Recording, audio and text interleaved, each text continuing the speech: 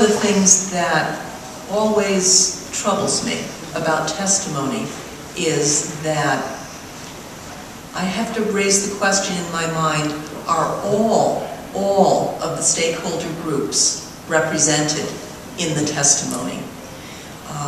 And what I find when I go back out into my community and I'm at church or I'm at the Stop and Shop, or I'm walking up to Starbucks on Main Street and I get buttonholed, is that lots of real people can't, and forgive me, Mary, you have an important position in CEA, and you are the spokesperson for a large organization that represents a lot of people.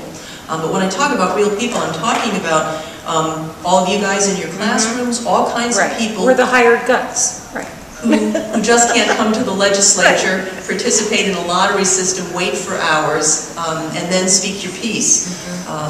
So when I look at any kind of an issue, I'm always paying attention to written testimony, but I do depend upon the rest of Connecticut who didn't make it to the legislative hearing room that day to email me or to call the office. I'm busy, but my aide will answer the phone.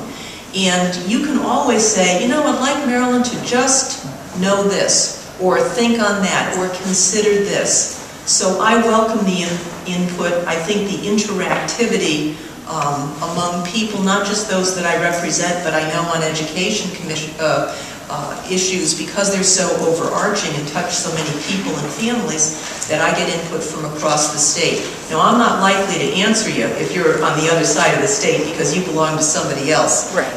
But that's how I make that important distinction, have I heard from all the stakeholders. I've always been concerned, and I maintain a concern, that legislation is going to come at teachers, and that policy is going to come at teachers. And you all are in your classrooms and largely unavailable to testify, and that's a problem. And that's why hearing from all of the stakeholders is such an important thing. If we use your example of professional development, the program review and investigation that I helped to initiate, that looked at the BEST program, is what resulted in TEAM.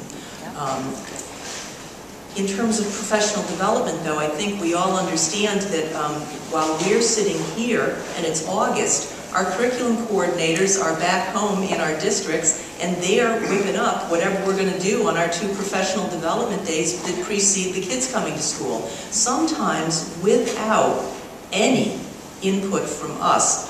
One of the things that is said about professional development is that if you don't link it to what teachers are asking for their own skill building, then the efficacy of it is absolutely lost and it is forgotten by the second week of school. I'm just going to remain vigilant.